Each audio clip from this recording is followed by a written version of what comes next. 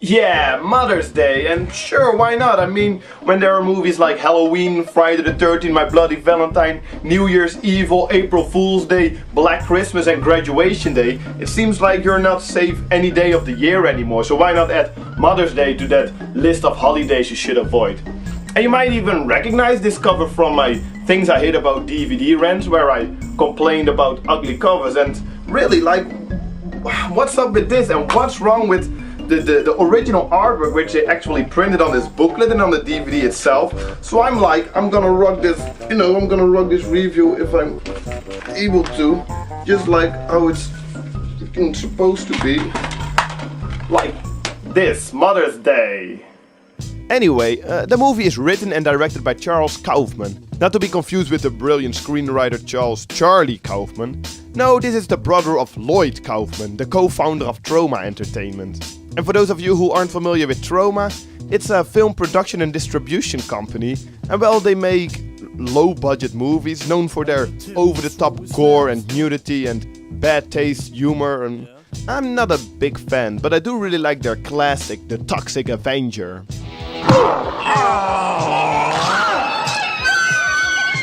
Okay, you motherfucker! But yeah, what's not to love about that?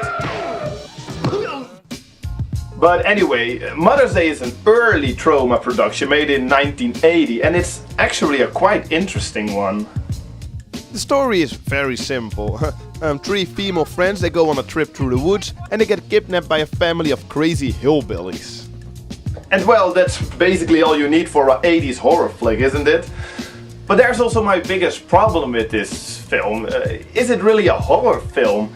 I think I can best explain while going through the movie, and so let's do that so I can also like review it bit by bit. So just pop that DVD in the DVD player. So the movie starts and well, you can immediately tell that it's a crappy low-budget movie. I mean, it kinda looks like shit, doesn't it? And by some of the first dialogue you can already tell that the acting is going to be worthless. And God handed them down to us. Charlie, we've got to split. And really, the first scene, it's so confusing. This old woman, she offers these two teenagers, or whatever they're supposed to be, a ride home. And it looks like they plan on killing the woman. But then, after the car breaks down... Whoa, and did you see that? The girl got blood splattered on her, even before the guy gets killed. Well, that's just crazy. And yeah, they sort of rape the girl, I guess.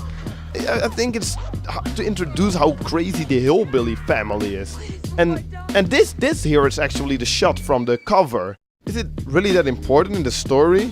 Still no excuse for the purple design and the epileptic back of the DVD cover. Well, after that, the main characters are introduced. First in 1970, talking about their high school photos, I guess. And it's funny, because on this DVD, they didn't subtitle this part into Dutch. They probably just thought that it was too boring and not even worth it. But yeah, the three girls are then again introduced 10 years later, all doing their own thing, I guess. And oh, this is pretty funny. Oh, who would ever do that to his girlfriend? I mean, You know, I'd work 9 to 5 if I could, but... Wow, this is such a great boyfriend. But anyway, later in the film it is revealed that every year the three friends, they go out and do something, like whatever. But this year they go out on a trip to the woods. Again, this part they didn't even subtitle. It's just blah blah blah bullshit.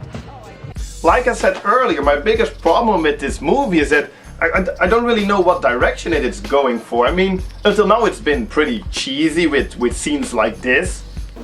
Oh, Jesus. I thought I told you two to stay in the car. Jackie! Yeah, okay, I guess it's... I know it's played for laughs, but it's actually not that funny. And I mean, there are more scenes like this. The glamour. My dad is fair duty over there! But... And like a flashback here where they diss this guy. Good evening, ladies and gentlemen, and welcome to Wellspread Memorial. I don't know, it's not really funny. And more scenes that just don't make sense, like here. Jackie, are you all right? Oh my God.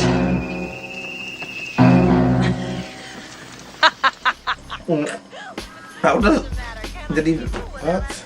It's crazy. There's no logic to it, and the editing is so weird. It's so confusing, and later on another fake scare. Well, what's up with that? I would punch my friends if they did stuff like that.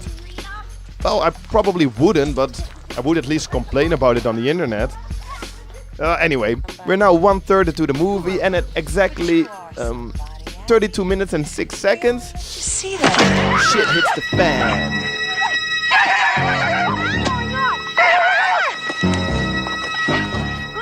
Because really, if you think about it, how silly everything is up to this point, it's still pretty rough if this would actually happen. I mean, that's pretty badass stuff here. Bitch! Bitch! Bitch! Bitch! But still, it seems like there's room for, well, comedy, I suppose. My boys. But after a while, the girls, they try to escape. It's not totally believable, though, like this, but hey, doesn't really matter. But exactly why they escape? Because here she goes back into the room. It's like, was the door locked on the outside or something? Because it's not really clear in the movie. But well, they go out, they find a friend, try to escape again, I guess. And well, it's a good thing that they drank like a can of beer like every few meters on the way there. So now they have a track back to the car, which of course doesn't start. Classic. So then some boring chase scene through the woods, and around this time the one girlfriend, she kinda dies. Well, that's always a bummer. So from here on, it's actually just waiting for the other two girls to get revenge, which happens in like the last 15 minutes. Dang, yeah, take that, motherfucker. Yeah, revenge is always so gratifying, don't you think? So they killed this guy, and well, the second guy goes mad, obviously, but they have something for him as well. Oh snap! But oh shit, he is still alive. But well, yeah, like that, that'll also get him killed. But oh no, he is still alive. But well, yeah, like that, that'll really get him killed. So now only Mother is left, and there is this whole speech which is, I don't know, kind of weird. But yeah, just kill her and then some white knight moralist shit. There's a reason we survived. And then the cliche cliffhanger ending, which I think I should actually first explain a bit. So because this mother throughout the movie claims that her crazy sister Queenie also lives in the forest, and that's the reason that her sons can never leave her, because they must protect her against this Queenie sister. But the sons are skeptical about her existence. So, back to the ending. Yeah.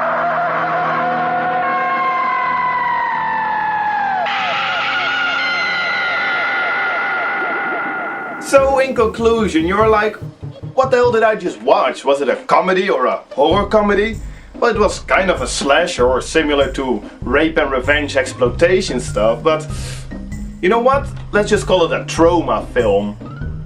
But yeah, I actually liked it. I mean, whatever it's supposed to be, for me it has a big enough entertainment value to enjoy it. And it's like a bad movie where they did everything wrong in the right way. And let's not forget, the 8th of May is coming up, so it's a new Mother's Day to celebrate around the world. Well, at least in most countries. So if you haven't found a nice gift for your lovely mother, then just get her some flowers or chocolate. That'll always do the trick.